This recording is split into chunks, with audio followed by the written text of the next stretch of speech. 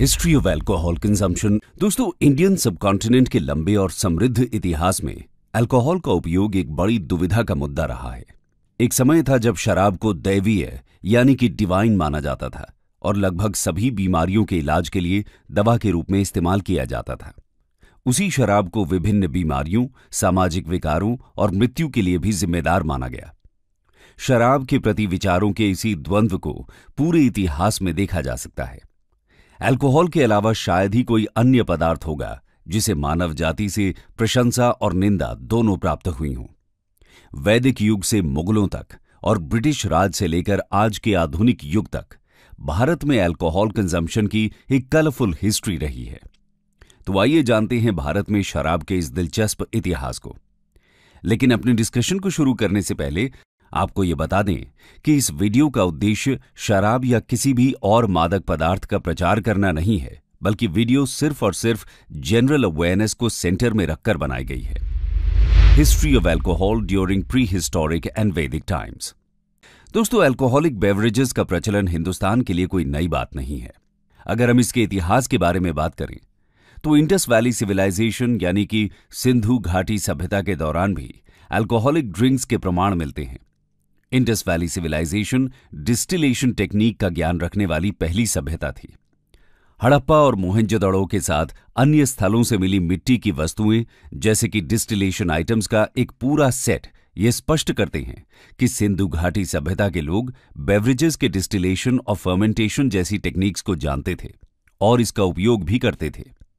इसके साथ ही pre Aryan period में मसारा नामक एक पेय पदार्थ की जानकारी मिलती है जो राइस और बार्ली को मिक्स करके बनाया जाता था। इसके अलावा शुरुआती डिस्टिलेट शराब ज्यादातर बैसिया लैटिफोलिया उर्फ मधुका इंडिका या महुआ फूल से बनाई जाती थी। महुआ आज भी लोकप्रिय रूप से उन जगहों पर जाना जाता है जहां इसे उगाया जाता है, जिसमें मुख्य रूप से महाराष्ट्र, मध्य प्रदेश और छत्तीसगढ़ शामिल हैं। भारत में शराब का पहला डिस्क्रिप्शन वेदों के साथ प्रकट होता है। 1700 बीसी के दौरान प्राचीन साहित्य ऋग्वेद में सोम और ब्राह्मणा जैसे दो नशीले पदार्थों के बारे में बताया गया है। सोम को प्राचीन भारतीयों द्वारा पूजा में सबसे पवित्र अर्पण माना जाता था। ऋग्वेद में कुल 10 मंडल हैं, जिसमें 9th मंडल और उसमें मौजूद 114 स्तोत्र यानी हिम्स पूरी तरह से सोम को समर्पित हैं। इसमें सोमा नामक एक पौधे का उल्लेख है जिसके रस को एक इंटॉक्सिकेंट यानी कि मादक द्रव्य माना गया है। हालांकि आज के दौर में यह सोम पौधा नहीं पाया जाता है। वैदिक कल्चर में सूरा नामक पेय पदार्थ का भी वर्णन मिलता है जो कि राइस, व्हीट, शुगरकेन, ग्रेप्स और दूसरे कई फलों से बना होता था।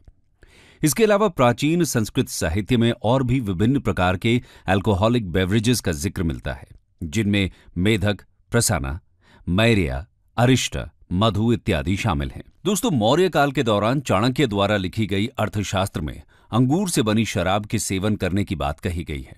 चाणक्य, जिन्हें हम कौटिल्य के नाम से भी जानते हैं, वो भारत में मौर्य वंश के संस्थापक चंद्रगुप्त मौर्य के सलाहकार थे। उनके द्वारा रचित अर्थशास्त्र में राजनीतिक शासन से लेकर सामाजिक रीति रिवाजों तक सब कुछ शामिल है। इस लेख में कपस्यनी नामक एक व्हाइट वाइन और हरहुराका नामक रेड वाइन का जिक्र किया गया है, जो उस दौर में काफी प्रचलित हुआ करती थी। मौर्यास का समय भारत में उन पहली अवधियों में से एक था जब शराब की बिक्री को नियंत्रित किया गया था और इस पर टैक्स यानी कि कर भी लगाया जाता था। इसके साथ ही शराब उपभोग के लिए नामित क्षेत्र बनाए गए थे, जिसे हमारे समय के शुरुआती बार भी कहा जा सकता है। दोस्तों, हमने देखा कि अल्कोहलिक बेवरेजेस तो प्राचीन काल से प्रचलित हैं, पर क्या इनके कंजम्पशन पर किसी भी प्रकार का प्रतिबंध था या कोई नियम या दिशा निर्देश? आयुर्वेद हमेशा से औषधीय प्रयोजनों के लिए शराब के उपयोग के पक्ष में रहा है। यह मुख्य तौर पर रोगियों का ऑपरेशन करते वक्त एक नार्कोटिक्स के रूप में इस्तेमाल किया जाता था। लेकिन एंशिएंट फिजिशियंस ने अल्कोहल कंजम्पशन के प्रति एक संतुलित दृष्टिकोण अपनाने की बात कही थी। आयुर्वेद के अनुसार किसी व्यक्ति के शरीर में 3 बायोलॉजिकल एनर्जीज होती हैं, जिन्हें हम वात, पित्त और कफ के रूप में जानते हैं। एंशिएंट फिजिशियंस का मानना था कि शराब के अत्यधिक सेवन से मानव शरीर में वात और पित्त तत्वों पर असर पड़ता है और जीवन शक्ति को नुकसान भी पहुंच सकता है। इस प्रकार चिकित्सकों ने यह निष्कर्ष निकाला कि सर्दियों और वसंत के महीनों के दौरान हल्की शराब का आनंद लिया जा सकता है। लेकिन उन्होंने सलाह दी कि गर्मी और बरसात के मौसम में इससे परहेज करना चाहिए। चरक संहिता, जिसे औषधीय विज्ञान पर सबसे विस्तृत ग्रंथ माना जाता है, उसमें अल्कोहल और उसके कंजम्पशन के बारे में काफी विस्तार से वर्णन किया गया है। चरक संहिता में लगभग 84 इंटॉक्सिकेटिंग बेवरेजेस की सूची मिलती है, जिनमें अनाज, शहद, गन्ना, नारियल और ताड़ के पेड़ का रस और अंगूर, आम, खजूर, बेर, कदम और महुआ जैसे फूलों से बने पेय पदार्थ शामिल हैं। इनमें मदिरा यानी कि वाइन, शहद या गुड़ का उपयोग करके बनाया जाता था और फ्लेवर के लिए उसमें ढटकी के फूलों का रस मिलाया जाता था। 7वीं शताब्दी में राजा हर्ष के शासनकाल के दौरान चाइनीज यात्री हुएन सांग ने अपने लेखन में जाति आधारित शराब पीने का उल्लेख किया था। उन्होंने लिखा कि क्षत्रिय फल या फूल से बनी शराब का सेवन करते थे, वैश्य स्ट्रॉन्ग डिस्टिल्ड अल्कोहल पीना पसंद करते थे, जबकि ब्राह्मण ज्यादातर फलों का रस ही पिया करते थे। अल्कोहल की तरफ ये एडवांसमेंट्स किसी एक भौगोलिक स्थान तक ही सीमित नहीं थे, पूरे इंडियन सबकॉन्टिनेंट पर ये एक साथ हो रहा था। प्राचीन ग्रंथों में कश्मीर से असम और केरला तक व्यापक रूप से अल्कोहल कंजम्पशन का जिक्र मिलता है।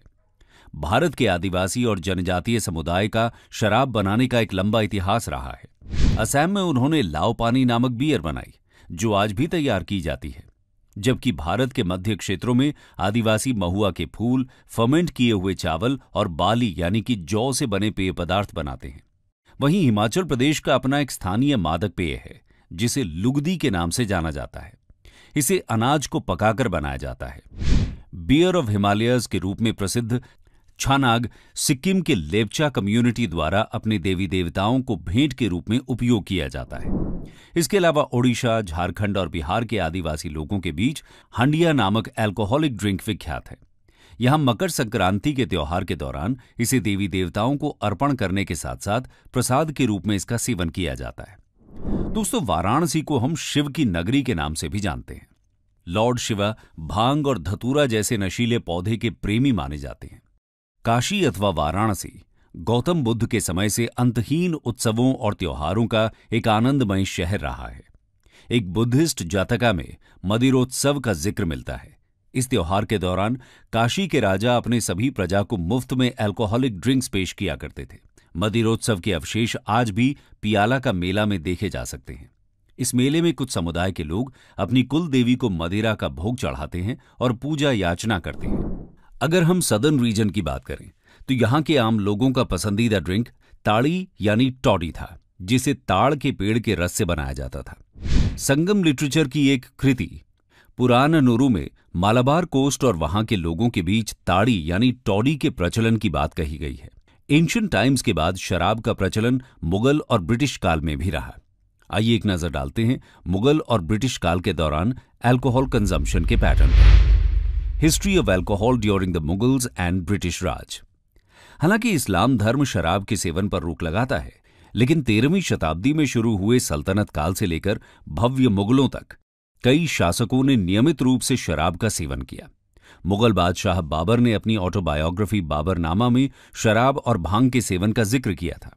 अकबर, जहांगीर से लेकर शाहजहां और औरंगजेब तक सभी शराब और भांग का सेवन किया करते थे, कोई ज्यादा तो कोई कम। वहीं कॉलोनियल पीरियड में भी अल्कोहलिक ड्रिंक्स का एक अलग वर्जन देखने को मिला। पोर्चुगीज ने इंडियन सबकॉन्टिनेंट पर पाए जाने वाले अल्कोहलिक ड्रिंक्स की सूची में काजू के फल से बने डिस्टिल्ड फेनी को ऐड किया। आज के समय में फेनी गोवा का एक प्रसिद्ध पेय पदार्थ है। इसके साथ ही ब्रिटिश कब्जे के बाद भारत में अल्कोहल कंजम्पशन में धीमी और लगातार वृद्धि देखने को मिली। ब्रिटिशर्स ने ताड़ी के व्यापक उपयोग को देखते हुए शराब पर टैक्स लगाना शुरू किया। इसके साथ ही विनियर्ड्स और ब्रूरीज को प्रोत्साहित किया गया। इस समय के आसपास देश में लो अल्कोहल कंटेंट वाले ड्रिंक्स की जगह पर धीरे धीरे अधिक अल्कोहल मात्रा वाले डिस्टिलरी बेवरेजेस प्रचलन में आने लगे। ये सभी परिवर्तन आज के उपलब्ध विभिन्न प्रकार के अल्कोहलिक बेवरेजेस का एक प्रारंभिक कदम थे। 1805 में कानपुर, उत्तर प्रदेश में देश की पहली डिस्टिलरी स्थापित की गई थी, यानी कि ऐसी फैक्ट्री जहां डिस्टिलेशन प्रोसेस से स्ट्रॉन्ग अल्कोहलिक ड्रिंक्स बनाई जाती हैं। उसके बाद उसी राज्य में शाहजहांपुर में एक और यूनिट स्थापित की गई। 1901 तक 14 रजिस्टर्ड डिस्टिलर्स थे और भारत की आजादी के बाद ये संख्या बढ़कर 40 हो गई थी। अल्कोहल कंजम्पशन और इसके प्रचलन के इस बढ़ते हुए क्रम में भारत में कई सामाजिक कुरीतियां भी बढ़ने लगी, जिसमें महिलाओं और बच्चों के प्रति घरेलू हिंसा शामिल है।